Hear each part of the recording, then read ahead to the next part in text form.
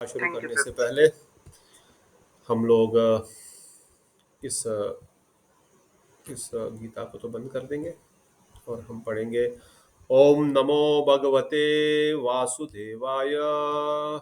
बोलिए ओम नमो भगवते वासुदेवाय। ओम नमो भगवते वासुदेवाय। ओम नमो भगवते वासुदेवाय। ओम नमो भगवते वासुदेवाय। ओम नमो भगवते वासुदेवाय। नारायणं नमस्कृत्यं नारायणं नमस्कृत्य नरं चैव नरोत्तमं नरं चैव नरोत्तमं देवीं सरस्वतीं व्यासं देवीं सरस्वतीं व्यासं ततो जयमुदीरयेत्। ततो जयमुदीरयेत्। नष्टप्रायेषु अभद्रेषु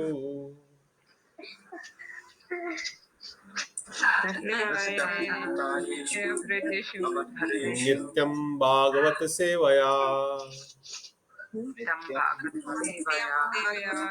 भगवते उत्तम श्लोके भगवते तम श्लोके भक्तिर्भवति निष्ठकी।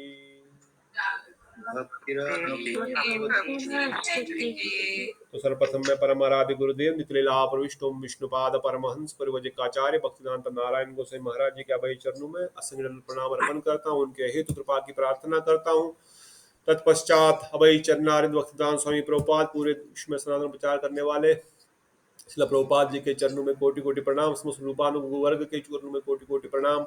इन सब के अहेतु कृपा की प्रार्थना करता हूँ, जिनकी कृपा से हम भक्ति मार्ग में आगे बढ़े और कृष्ण प्रेम को, राधा दास्यम को प्राप्त कर सके, जो हमारे जीवन का एकमात्र लक्ष्य है। तो अभी हम कुछ समय पहले वृंदावन धाम में हरियाली तीज महोत्सव का वर्णन कर रहे थे, छोटा सा, ज़्यादा उसमें कुछ नहीं है। राधा रानी सखियाँ अपने ससुराल से अपने अपने मायके आ जाती हैं और अभी बरसात का मौसम है तो कुछ समय के लिए यहीं पर रहेंगे। और पहले जिन गोपियों का विवाह आदि नहीं हुआ है, अभी बरसात के समय वृंदावन बहुत अच्छे से सज गया है। चारों ओर हरियाली है, नदियां कल कल करके बह रही है, गिरिराज में झरने बह रहे हैं, चारों ओर फूल पत्ते हरियाली है।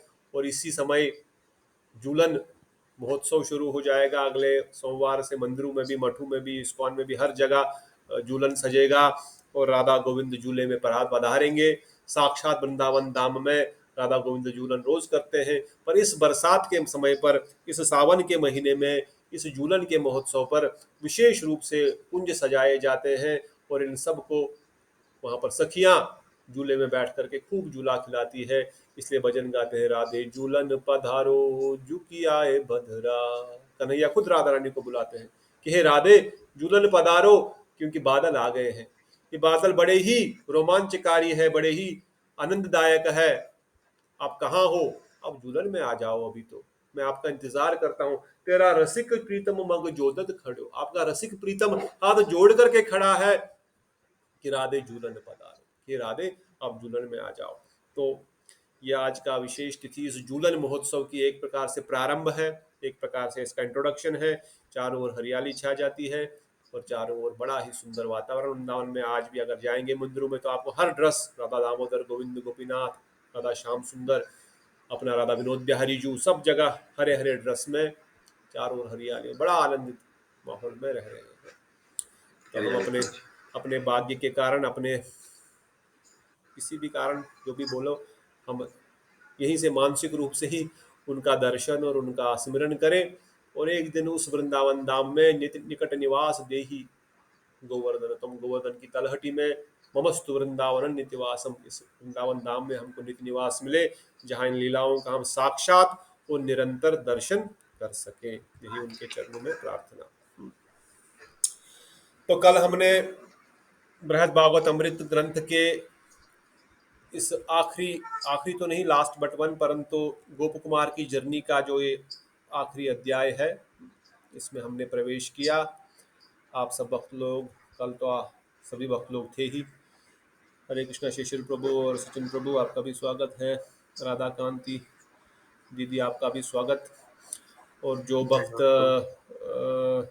कल नहीं थे या पहले से नहीं है, पर फिर से इतना लंबा बैक तो हम नहीं जा पाएंगे, बट इन समरी गोप कुमार फाइनली समस्त ब्रह्मांडों को पार करते करते स्वर्ग, महरलोक, जनलोक, तपलोक, ब्रह्मलोक, फिर धरती पे आकर के फिर शिवलोक जाकर के फिर शिव जी की कृपा से फिर से मथुरा वृंदावन में अपना भजन करके फिर वैकुंठ में निवास पाते हैं। वैकुंठ से अयोध्या सांकेत धाम, जो भगवान राम जी का धाम है, वहां पर जाते हैं। वहां से द्वारिका में प्रवेश करते हैं। द्वारिका में नारद मुनि उद्धव से संवाद होता है और फाइनली उद्धव जी की कृपा से, नारद मुनि के आशीर्वाद से, उनके प्रेम की कृपा से उनको जगन्नाथ पुरी, जो आध्यात्मिक जगत में जगन्नाथपुरी है, वहां न भेजते हुए उनको वापस वृंदावन धाम में बोलते हैं आप जाइए। और वहां पर जाने के बाद बहुत ही शीघ्र आपका अभी अभिष्ट सिद्ध पूर्ण होने वाला है।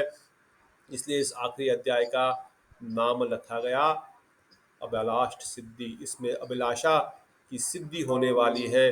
इसलिए गोप कुमार, कल हमने सुना किस प्रकार से वृंदावन धाम में अब आने के बाद उनका हृदय बहुत दुखित है। एक प्रकार से वो बोल रहे, मैं कहाँ एक दूत के हाथ पड़ गया, कैसे मैं एक ऐसे व्यक्ति के हाथ पड़ गया, मैं तो सुख ढूंढने की तलाश में था और महादुख के सागर में मैं डूब रहा हूँ।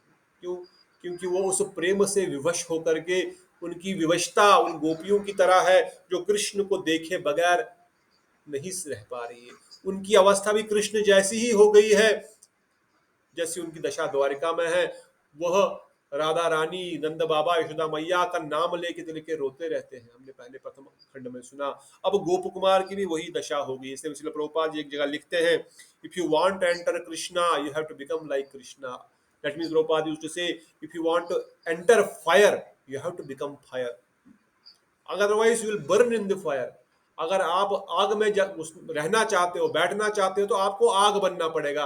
अदरवाइज अगर हम कागज है, कचरा है, आग में घुसते ही हम लोग जल करके राख हो जाएंगे, हमारी कोई आइडेंटिटी नहीं रहेगी। इसलिए आग में घुसने से पहले हमको आग बनना पड़ेगा। भगवान श्री कृष्ण से मिलने से पहले उनके चरणों में, उनकी प्रेमा भक्ति में इतना विरह उत्पन्न हो जाना है कि हम उस शरीर को धारण तो कर ही नहीं सकते, उन सूक्ष्म शरीर को धारण नहीं कर सकते, दिव्य शरीर को भी धारण नहीं कर सकते।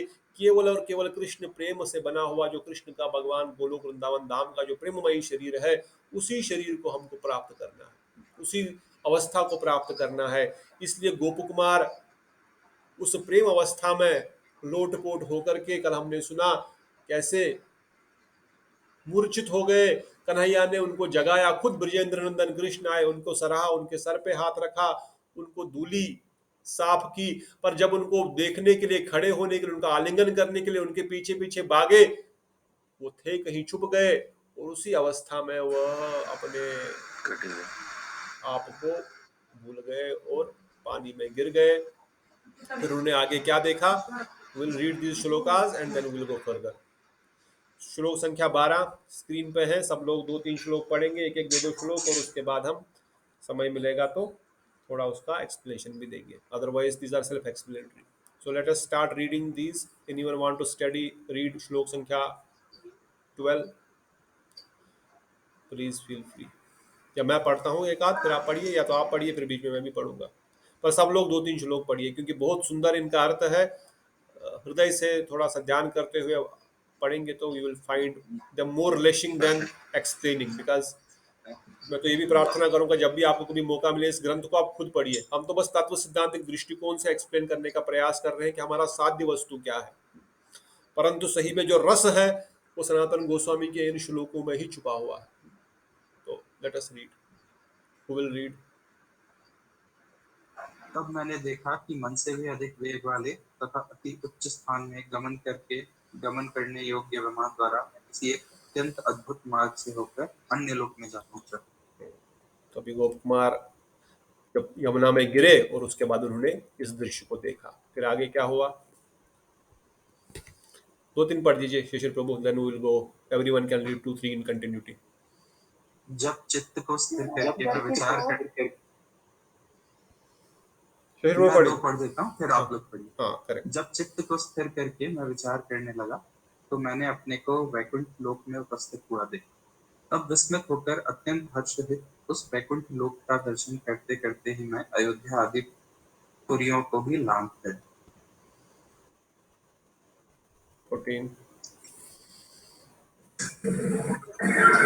अंत में सब लोगों के ऊपर विराजमान उस श्री गोलोक में जा पहुंचा, जहाँ जाने के लिए मैं चिरकाल से अभिलाषा कर रहा था। इस भौम जगत स्थित श्री मथुरा मंडल में जिस प्रकार के स्थान हैं, वहाँ पर भी मैंने उसी प्रकार के स्थानों को ही देखा। नेक्स्ट पढ़िए शिवानी जी। जब मैं श्री मथुरा मंडल स्वरूप उस गोलोक मथुरापुरी में गया, तब उस मथुरापुरी को भौम मथुरापुरी जैसा देखकर मैं बड़ा विस्मित तथा आनंदित हुआ।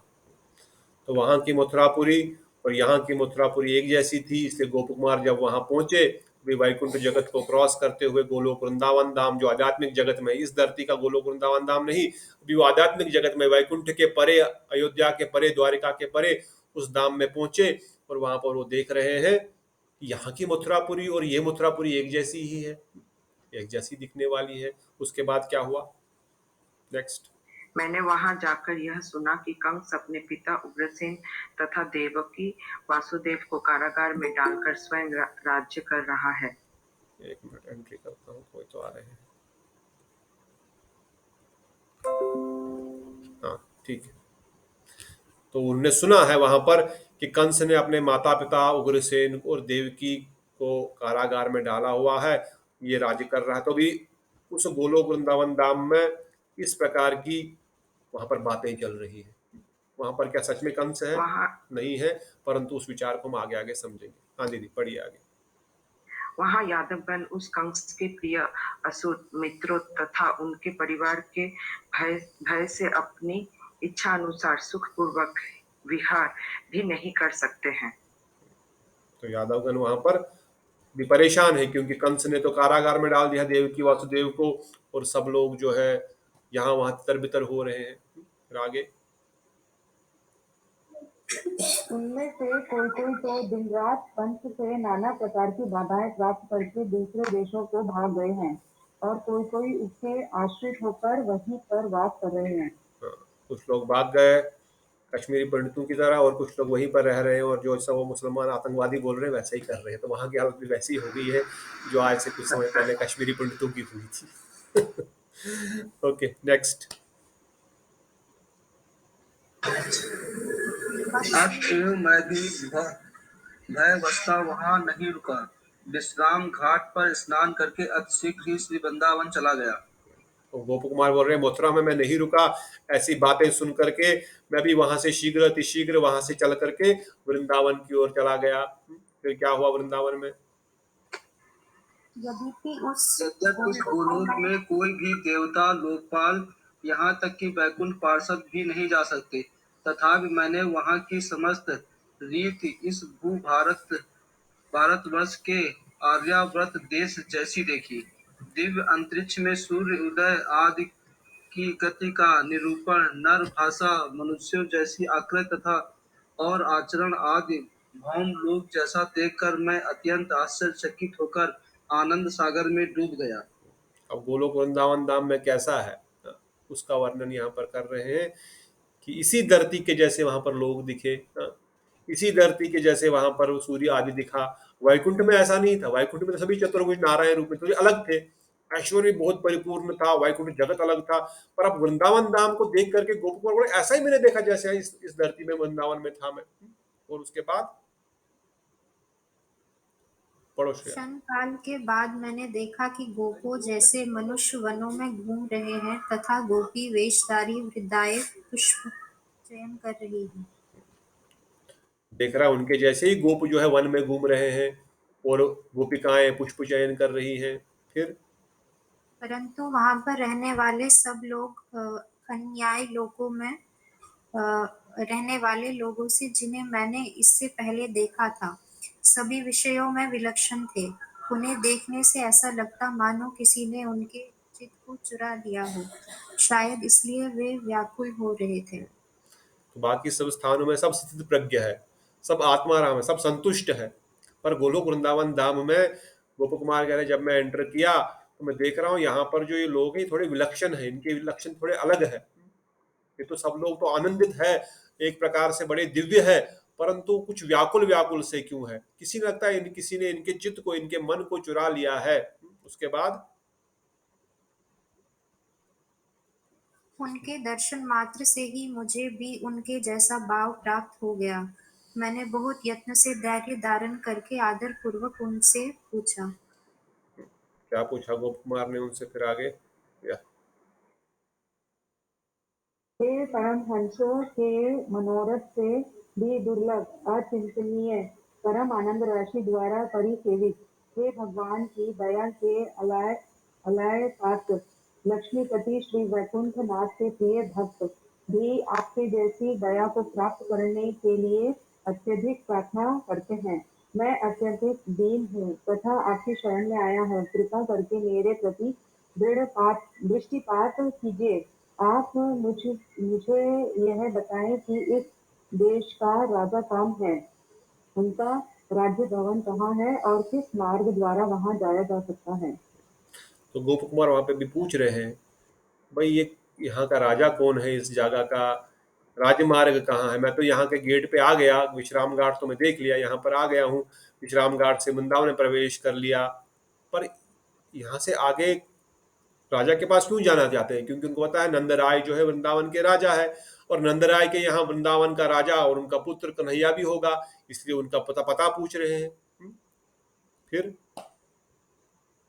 हे परम धन्यगण, मैं विनय पूर्वक पूछ रहा हूँ, कृपया करके बतलाइए। हे सुव्रता, किसी संकेत द्वारा ही मेरे प्रश्नों का उत्तर प्रदान करें।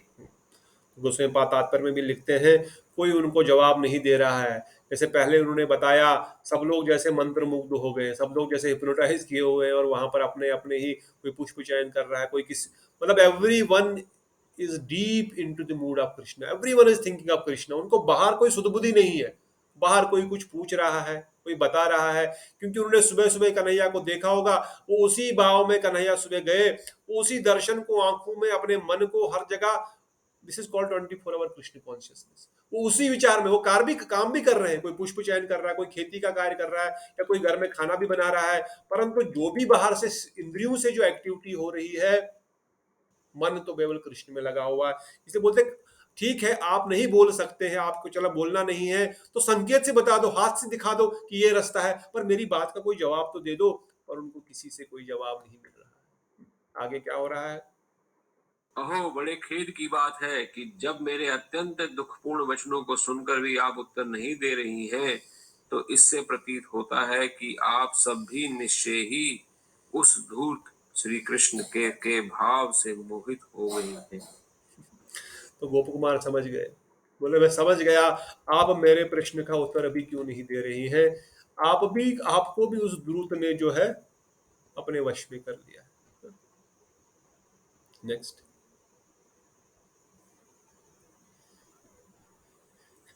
कहते इस इस प्रकार प्रकार मैंने जहाँ पढ़ी जहां जहां जिन लोगों को देखा उनसे दीनता पूर्वक बार बार यही पूछा, तब इधर उधर भ्रमण करते करते आगे चलने पर ब्रिज में जा पहुंचा। तो गोप कुमार की अवस्था वो समझ गए, क्योंकि उसी स्टेज से वो होकर के आए हैं, और वृंदावन के सभी निवासी भी उसी अवस्था में अभी है। जैसे गुरुदेव वर्णन करते हैं नित्य निरंतर गोविंद दामोदर माधवेति, हे कृष्ण हे यादव हे सखेती, है लीपति आंगन नार कोई, गोविंद आवे मम ग्रह खेले, योगस्त में ये ही पद गा रही है, गोविंद दामोदर माधवेति। सभी ब्रजवासी चाहे कोई अपना आंगन लीप रही है, चाहे कोई अपने बच्चे को खिला रही है, चाहे वो कोई कार्य कर रही है, पर उनकी इंद्रियां उसमें लगी हुई है और वो खुद भगवान कृष्ण के ध्यान में पूर्ण रूप से मग्न हो गई है। इसलिए गुरुजन वर्णन करते हैं कि इंद्रियों से हम भले ही संसार का कार्य करें नित्य निरंतर, पर मन से हमको भगवान कृष्ण का नित्य निरंतर चिंतन करना है। हम करते उल्टा है। हम हाथ से जब हरे कृष्ण कृष्ण कृष्ण हरे हरे हरे राम राम, हाथ से माला भी फेर रहे हैं, मुख से बोल भी रहे हैं, पर मन कहीं और चला हुआ है। मन देख रहा है कि कल क्या करना है ऑफिस में, तो वहां पर क्या प्रॉब्लम हो रही है, अच्छा यहाँ पर ये चीज है, अच्छा यहाँ पर मोबाइल है, अच्छा वहां पर टीवी है, ये पुत्र है, परिवार है। मन हमारा जहां लगना चाहिए वहां पर हमारा इंद्रियां लगी हुई है, और जहां इंद्रियां लगनी चाहिए वहां मन लगा हुआ है। तो ब्रजावन में इसका उल्टा है। ब्रजवासी प्रेमी भक्त चाहे इस लोक में उस लोक में है, वो नित्य निरंतर इसी अवस्था में रहते हैं। हृदय बाहर से वो घर संसार के सारे कार्य कर रहे हैं, ऑफिस भी जा रहे हैं, काम भी कर रहे हैं, पर उनका हृदय नित्य निरंतर उस ध्रुत ने, उस छलिए ने छल लिया है। चलिए, इसलिए इधर उधर चारों ओर देखते देखते मैंने थोड़ी दूरी पर एक पुरी देखा। पुरी मतलब एक जगह देखी, एक स्थान देखा जो सब प्रकार की मनोरमाओं के सारी सार से सेवित था। मैंने उस पुरी के चारों ओर गोपियों के अद्भुत गीतों का श्रवण किया, जो दिव्य मंथन के दरदर शब्द और उनके भूषणों के मनोहर ध्वनि से संजित था। तो गोप कुमार देख रहे, मैं कोई सुन रहा हूँ, आवाज आ रही कहीं से, गायन की आवाज आ रही है, गोविंद दामोदर माधवेति, और दधि मंथन की गर गर गर की आवाज आ रही है, और उन्होंने जो चूड़ियां पहनी है, जो बड़े बड़े कड़े पहने हैं, उन कड़ों की आवाज भी उनके साथ जुड़ी हुई है। उस ध्वनि को सुनकर मैं आनंद से अधीर हो गया। कौन है इतना लेट?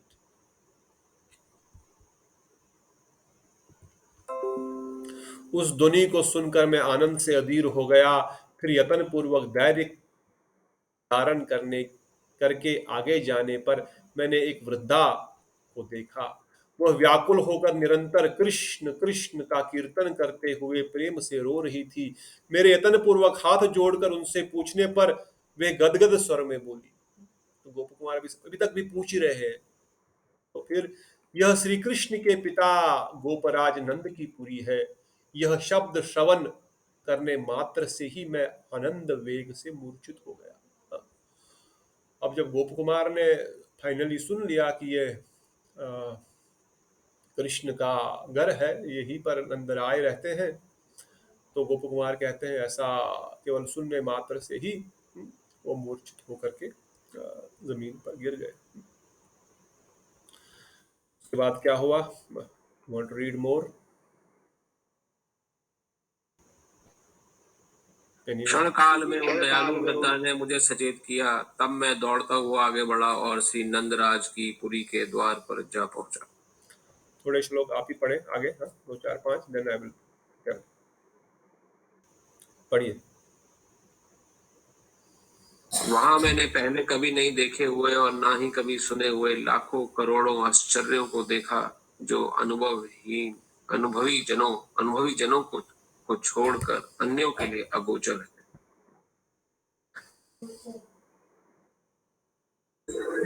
ये ब्राह्मण, मैं यह निश्चित नहीं कर सका कि उस पुर के वासी परमानंद से पूर्ण थे अथवा अत्यधिक दुख से ग्रस्त थे। हे ब्राह्मण, तथापि तुम्हारे प्रति स्नेह हेतु उनके विषय में कुछ बतला रहा हूँ। इसे निश्चित इत्यादि 4 श्लोकों में कह रहे हैं। ते अर्थात वहाँ के सभी वासी।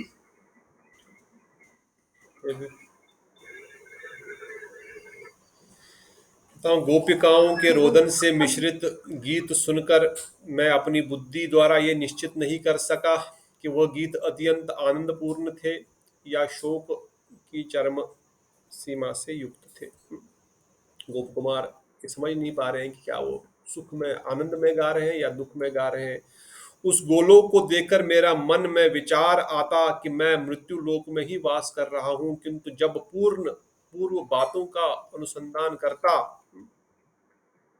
तभी अनुभव करता कि मैं लोकालोक और लोकातीत वैकुंठ आदि से भी ऊपर अवस्थित गोलोक में हूँ। उनको लग रहा था कि हमें इसी भूलोक वाले वृंदावन में तो नहीं हूँ, सभी लोग यहाँ के जैसे ही है, वेश भी ऐसा ही है, गोपिकाएं भी इस प्रकार से कार्य कर रही है। तदनुपर मैंने वहां उपस्थित एक वृद्धा को प्रणाम करके मैंने उनसे अत्यंत विनय पूर्वक पूछा कि श्री नंद नंदन इस समय कहाँ विहार कर रहे हैं। अब उस पुरी में उस घर के पास पहुंचने के बाद गोप कुमार पूछ रहे हैं, मैंने एक वृद्धा को पूछा कि नंद नंदन अभी कहाँ है, अभी नंद नंदन कहाँ है। वृद्धा ने कहा, श्री कृष्ण प्रातः काल से बलराम के साथ अपने सखाओं सहित गायों को लेकर विहार के लिए वन में गए हुए हैं। वही मेरे जैसे ब्रजवासियों के प्राणदाता है तथा वह अभी सायंकाल को वन से लौटेंगे। सुबह से वो गए हो, अभी संध्या काल का समय होने वाला है, अभी वो लौटेंगे।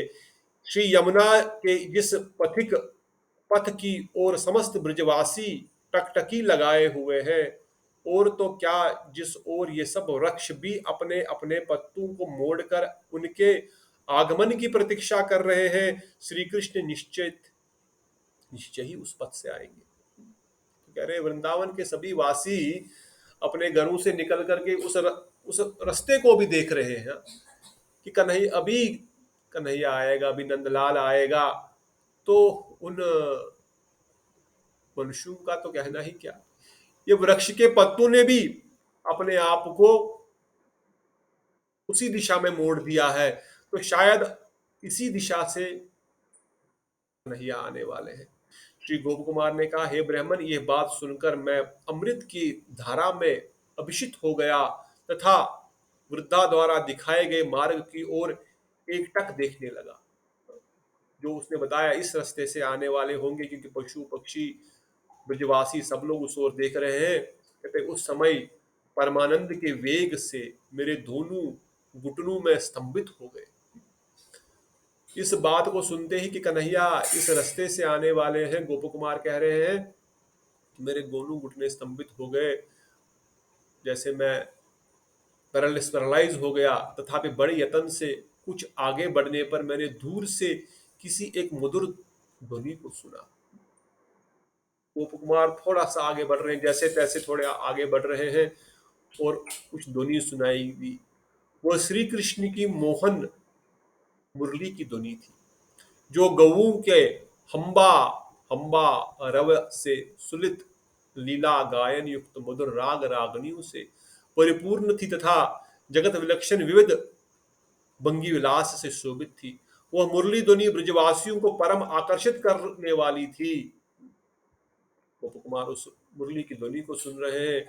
उस मुरली की ध्वनि से प्रभाव से समस्त वृक्ष से रस की बहुत बड़ी बड़ी धाराएं निकल रही है। वृक्षों के से रस की धाराएं निकल रही है। प्रत्येक ब्रजवासियों के नेत्र से अश्रु धारा प्रवाहित हो रही है। श्री कृष्ण की माताएं, यहाँ तक कि वृद्ध दात्री आदि के स्तनों से दूध की धाराएं बह रही है तथा यमुना जी का स्वाभाविक प्रवाह भी विपरीत गामी और स्तंभ हो गया है। ब्रजवासियों का इस प्रकार का वहां पर अभी जो स्वभाव हो गया है, उस वंशी की मधुर नाद को सुनने मात्र से ही सभी ब्रजवासी उन्माद अवस्था को प्राप्त हो गए हैं। इसलिए मैं ये नहीं जान सका कि वह वंशी प्रचंड विष उगल रही थी या अमृत की वर्षा कर रही थी, अथवा वह वंशी ध्वनि वज्र के समान कठोर थी या जल के समान कोमल, अथवा दहकती हुई अग्नि से भी अधिक तिक्त थी या चंद्रमा से भी अधिक शीतल थी। तो वंशी की ध्वनि सुनकर लोग रो क्यों रहे हैं? क्या ये दुख से रो रहे हैं, इनकी आंखों से अश्रु हो रहा, या उस प्रेमा भक्ति के अश्रु है? ये वृक्ष इतना रस क्यों छोड़ रहे हैं? उस वंशी की ध्वनि क्या इनको आनंद दे रही है या जला रही है? ये पता नहीं लग रहा है। जब हम प्रेम में, भक्ति में जब आंखों से अश्रु विसर्जन होते हैं तो हृदय में आनंद ही है। सनातन गोस्वामी पाद कहते हैं, विरह में जो आनंद की अनुभूति है और जो मिलन में जिस आनंद की अनुभूति है, दोनों में अश्रु विसर्जन होगा, और दोनों में ही आनंद की अनुभूति है, दोनों में ही अश्रु विसर्जन है, दोनों में ही रस का विसर्जन है। तब मैंने देखा कि कुछ ब्रजांगनाएं अपने अपने घरों से बाहर निकली। उनमें से तो कुछ श्री कृष्ण के निर्जन आरती की वस्तुएं लेकर जा रही थी, कुछ अपने अपने सिर पर अलंकार और भोग की सामग्री लेकर जा रही थी। कुछ ब्रजांगनाएं संभ्र रूप विघ्न से व्याकुल होकर पर भी किसी की अपेक्षा न करके वेणु की ध्वनि से मिश्रित गौओं का हम्बा स्वर जिस दशा में आ रहा था उस तरफ सखलित पदों से दौड़ रही थी। ब्रजवासी क्या कर रहे हैं? कोई आरती लेके निकल रहा है, कृष्ण के अंगों को वो अपने दिया उसको दिखा रहे हैं कहीं, जैसे कुछ को बोलते हैं ना, जैसे हम गर्म सेक देते हैं, वही भगवान की आरती है उसको दिए से। लेकिन कोई कुछ सामग्री भोग की ले रही है, कुछ स्तंभित हो गई है, कुछ जहां से गायों की आवाज आ रही है, ध्वनि की आवाज आ रही है, मुरली की ध्वनि आ रही है, या गायों की हम्बा हम्बा की आवाज आ रही है, उस दिशा में जा रही है। कोई कोई वृजांगनाएं अपने भूषण उल्टे पुल्टे धारण किए हुए करके ही गमन कर रही है। कोई कोई अपनी नवी तथा केश पाश को बांधने में व्याकुल होने पर भी उनके प्रति मनोवेश न करके ही जा रही थी। कुछ वृंजांगनाएं घर में रहकर वृक्ष की तरह जड़ता भाव को प्राप्त हो गई थी, और अन्य कोई कोई मूर्छित होकर भूमि पे गिर पड़ी थी। वृंदावन में रोज का इस प्रकार का दृश्य है। गोप कुमार तो भी वहां पर एंटर कर रहे हैं। रोज जब सुबह कन्हैया गोचरण के लिए गैयों को लेकर जाते हैं गोलोक वृंदावन धाम में, ब्रजवासियों की यही अवस्था होती है। और रोज जब शाम को वो आते हैं और रास्ते में जितने भी जहां जहां वो घूमेंगे, जहां जहां जाएंगे, सब जगह इस प्रकार की लीलाओं का ही सिमरन हो रहा है। कोई वहां पर मूर्छित हो रहा है प्रेम भाव में होकर के, कोई स्तंभित हो रहा है, कोई उल्टे सीधे कपड़े पहन करके, उल्टे कपड़े पहन कर, उल्टे आभूषण लगा करके भाग रहा है, कोई भगवान की आरती लेने के लिए भाग रहा है, कोई कोई सखी उस प्रेम विवल मूर्छित ब्रज सुंदरी को, जो नेत्रों से अश्रु तथा मुख से लार बहती जा रही थी, अपने हाथों से पकड़कर ले जाती हुई यह कह रही है, हे सखी देखो तुम्हारे प्राणेश्वर नंद नंदन आ रहे हैं। कोई सखी दूसरी सखी को पकड़ के लेके जा रही है कि उसको एक प्रकार से समझो मूर्छित हो गई है, समझो वो आंखों से अश्रु बह रहे, मुंह से लाल भी टपक रही है, जैसे कोई पागल हो जाता है, वो समझ नहीं पा रहा क्या हो रहा है। उस दशा में ये सब ब्रज सुंदरियां श्री कृष्ण का नाम तथा उनकी लीलाओं का गान करते करते शीघ्रता पूर्वक यमुना तट के पर जा रही थी।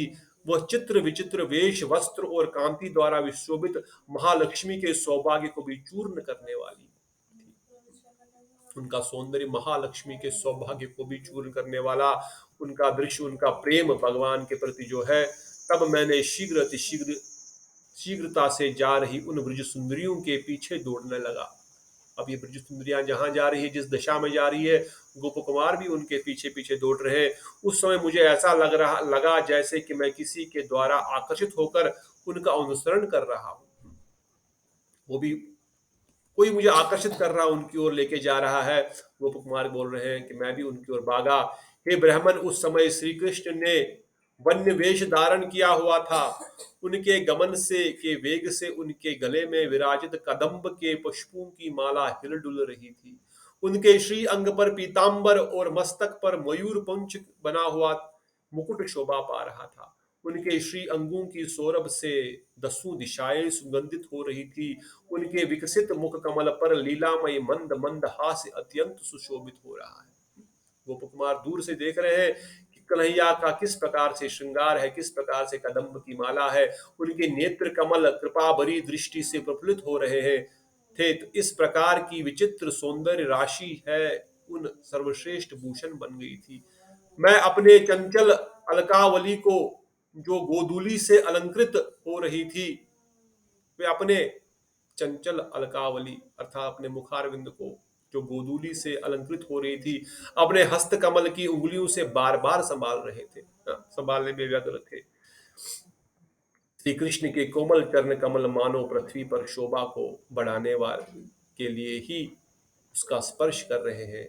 उनकी गतिविलास ऐसी थी मानो वे नृत्य कर रहे हैं। उल्लासतावश में दोनों श्री चरणों कमलों को वेग सहित उठाकर रखने पर वो मनोहर शोभा को विस्तार कर रहे थे।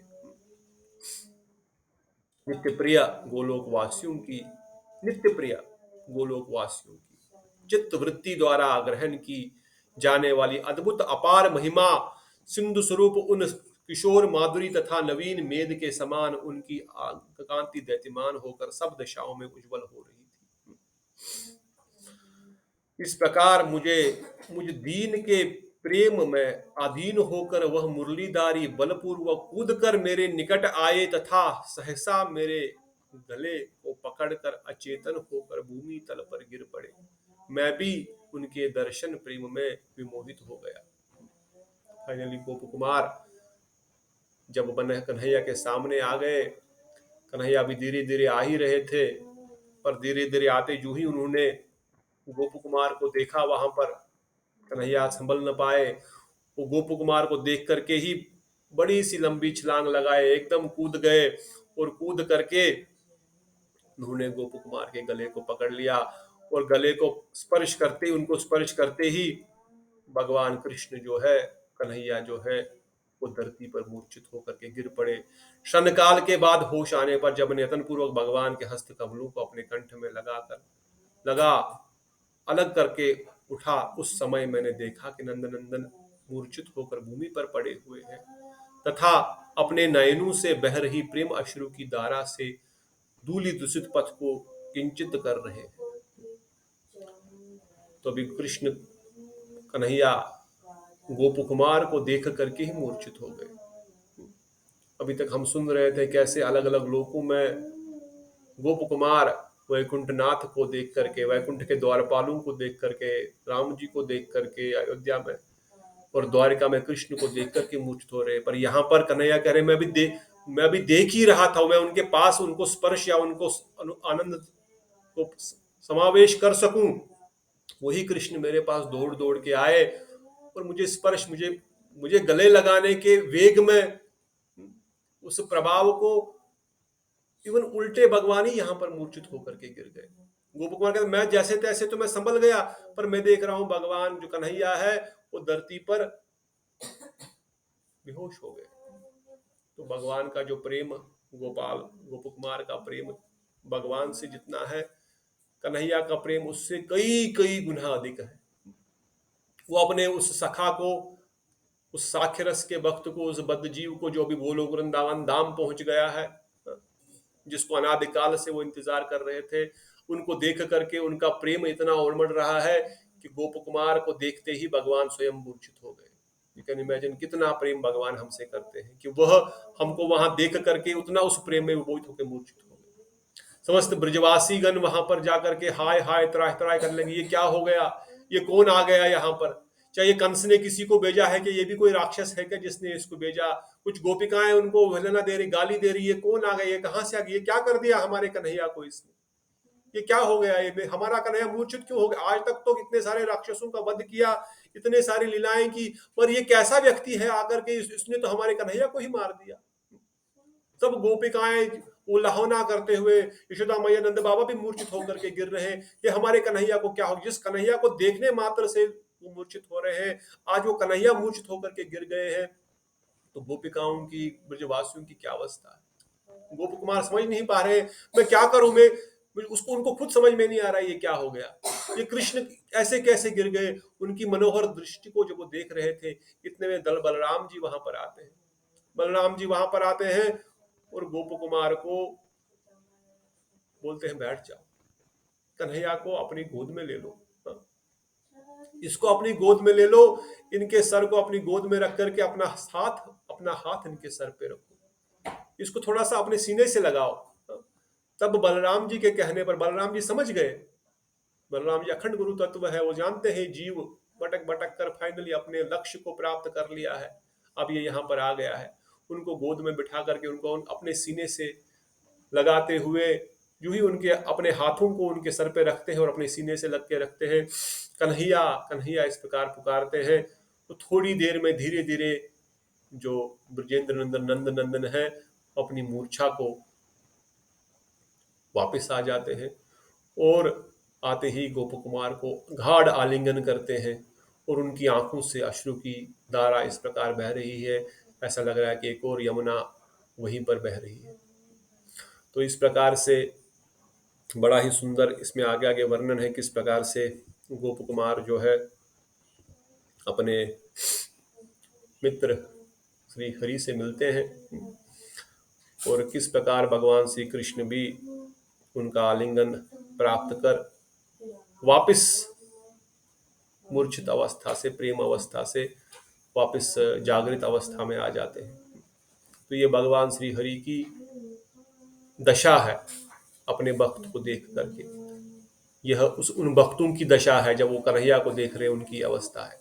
धीरे धीरे ब्रजवासियों के प्राणों में प्राण आ जाते हैं, तब जाकर के बलराम जी ही बताते हैं ये इनके सखा है, यह इनके सखा है। अनादिकाल से, अनादिकाल से, इसलिए बोलते हैं ब्रह्मांड भ्रमिते कोनो भाग्यवान जीव। बहुत सारे ब्रह्मांडों में भ्रमण करते करते करते करते पता नहीं कैसे कैसे भगवान ने हम पे कृपा की। कृष्ण के समय भी रहे, राम जी के समय भी रहे, महाप्रभु के समय भी रहे, पर अभी तक कृपा नहीं हुई।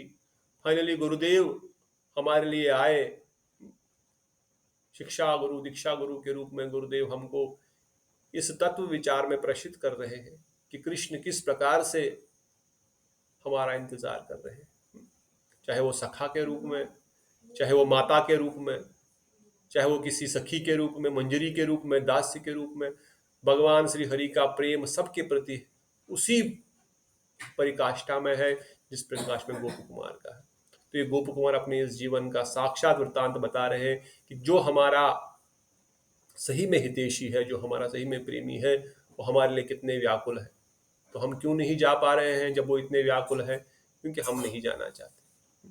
हमारी इच्छा है संसार में ही भोग करने की, हमारी बुद्धि यहीं पर, इसी को आनंद में हम समझ रहे हैं, इसलिए इसी आनंद में हम रहना चाहते हैं, इसलिए हम वहां पर अभी तक नहीं जा पा रहे हैं। तो इस गोप कुमार की कथा को हम आगे और सुनेंगे, पर मैं सोचा आज कम से कम, बहुत समय से गोप कुमार भी कन्हैया से मिलना चाहते और कन्हैया भी उनसे मिलना चाहते, तो आज इस कथा के माध्यम से एक बार फिर उनका मिलन हो जाए। और वो हो गया। किस प्रकार कन्हैया ने उनको अपने गले से लगाया, आगे क्या होता है अगली बार हम और सुनेंगे। परंतु विशेष विशेष जो इसमें हमको सीखने का है, जो हमको समझने के लिए है कि किस प्रकार से सनातन गोस्वामी पाद हमारे लक्ष्य को हम तक पहुंचा रहे हैं। इसलिए पहले भी हमने बताया ना, ये ग्रंथ जो है ये गौड़िया वैष्णव का पहला ग्रंथ है। जितने भी ग्रंथ गौड़िया वैष्णविज्म में लिखे गए, हम वैष्णवों के लिए महाप्रभु की विचारधारा में ये सबसे पहला ग्रंथ गौड़िया वैष्णव का लिखा गया। गौड़िया मठ नहीं, गौड़िया वैष्णविज्म। सनातन गोस्वामी पाद हमारे षड गोस्वामियों में से जब इस भक्ति रस के ग्रंथों का प्रचार हुआ कि प्रेम भक्ति जीवों तक पहुंचानी है, तो पहला ग्रंथ ये बृहद भागवत अमृत ग्रंथ ही है। क्यों? क्योंकि सबसे पहले हमारा लक्ष्य क्या है वो क्लियर होना चाहिए, फिर हमारा प्रयोजन क्या है वो क्लियर होना चाहिए। अगर प्रयोजन क्लियर हो जाएगा, फिर उस प्रयोजन को प्राप्त करने का रास्ता भी बता देंगे। इसलिए लक्ष्य क्लियर करने के लिए गोस्वामी पाद ने सबसे पहले इस बृहद भागवत अमृत ग्रंथ को प्रकट किया कि आपका घर कहाँ है, आपका स्थान कौन सा है, उस स्थान की महत्वता क्या है, उस स्थान का अधिष्ठाता कौन है, और उस स्थान का अधिष्ठाता आपके लिए कितना व्याकुल है, वो आपको कितना इंतजार। नारायण से भी हमने सुना, और ब्रजेंद्र नंदन कृष्ण तो अभी और भी कुछ कुछ बड़ी विशेष विशेष बातें गोप कुमार से कहेंगे। उनका जन्म कैसे हुआ, उनका असली नाम क्या है, वो क्यों यहाँ पर आए, उनका क्या स्वरूप है, ऑलरेडी स्थापित हो चुका है। तो आगे आगे हम इन विषयों को और भी सुनेंगे। तब तक अगर कोई प्रश्न किसी का है, किसी का कोई कमेंट है, कोई कुछ बताना चाहते हैं और अधिक ऐड करना चाहते हैं, तो प्लीज एनीथिंग। हाँ प्रभु जी, धन्यवाद। धन्यवाद बाबा। हाँ, मैं ये बोलना चाहता हूँ कि हम लोग सब बहुत ही सौभाग्यशाली है। इस तरह का हमें जिस भाव से, इस मूड से शिला सनातन गोस्वामी, शिला रूप गोस्वामी, हमारे रूपानुगा गौड़िया वैष्णव आचार्यों ने जिन भाव से इन सारे ग्रंथों को लिखा है, उनका संचालन किया है, ये सारे ग्रंथ हमारे तक पहुंच रहे हैं, ये बहुत भाग्यशाली है हम लोग। आपके बहुत आभारी है और बाकी वैष्णव आचार्यों को भी आभारी है, क्योंकि बहुत ही दुर्लभ है इस तरह का ग्रंथ में, इसमें भी। ये मैं फिर से वही बात बोल रहा हूँ, जैसे मैं अभी मैं श्रीधाम मायापुर धाम में हूँ, इधर इस्कॉन के परिसर में, और इधर बहुत सारे भक्त लोग जो काफी सालों से जुड़े हुए हैं। इनफैक्ट हम लोग भी काफी सालों से जुड़े हुए थे। उन्होंने शायद ये बृहद भागवतम ग्रंथ का शायद नाम भी नहीं सुना होगा, क्योंकि लेकिन एक्चुअल मूड क्या है, जैसे आपने बताया कि ये गौड़िया वैष्णव आचार्यों का पहला ग्रंथ है सनातन गोस्वामी द्वारा। तो ये जो प्रस्तुति करके हमें जो अनमोल रत्न मिल रहा है, हम लोग बहुत भाग्यशाली है, और आपके भी बहुत आभार है हम सब जीवों के ऊपर। तो बस मैं यही कहना चाहता हूँ। बहुत धन्यवाद प्रभु जी। Yes, I have no doubt, we are really fortunate कि सनातन गोस्वामी पाद ने ये ग्रंथ हमको दिया और गुरुदेव ने हम तक पहुंचाया। Yes, true.